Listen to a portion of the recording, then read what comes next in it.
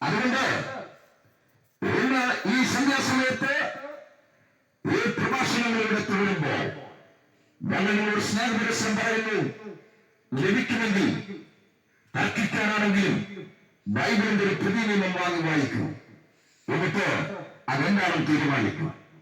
നിങ്ങളുടെ വിശ്വാസത്തിൽ ഇരിക്കുന്ന ഏത് വിഷയമാകട്ടെ അതുമായിട്ട് ഒന്ന് തുലനം ചെയ്യൂ. സത്യം നിങ്ങളെ സ്വതന്ത്രരാക്കട്ടെ. ഈ കാലഘട്ടത്തിലെ ചെറുപ്പക്കാർ ദൈവവിശ്വാസത്തിലേക്ക് വരാത്തതിന്റെ കാരണം ഞാൻ അവരുമായി സംസാരിച്ചിട്ടുണ്ട്. നമ്മൾ ഇങ്ങനെ പ്രഭാഷണമൊക്കെ നടത്തുമ്പോൾ വലിയവരിലേക്ക് നിന്ന് ഇങ്ങനെ പ്രസംഗിക്കുമ്പോൾ ചെറുപ്പക്കാർ വന്നുകൊണ്ട് ഞങ്ങളുമായി സംസാരിക്കാറുണ്ട്. അവർ പറയുന്നൊരു വാചകം, ഞങ്ങൾക്കിതിലൊന്നും വലിയ വിശ്വാസമില്ല സ്നേഹിത. ഞാൻ ചോദിക്കാറുണ്ട്, എന്താ കാരണം? അവർ പറയാറുള്ളത്, നിങ്ങൾ പറയുന്ന മതത്തിന്റെ പുസ്തകങ്ങളൊക്കെ അതിലെന്ത് ശാസ്ത്രീയ അടിത്തറയുള്ളത്?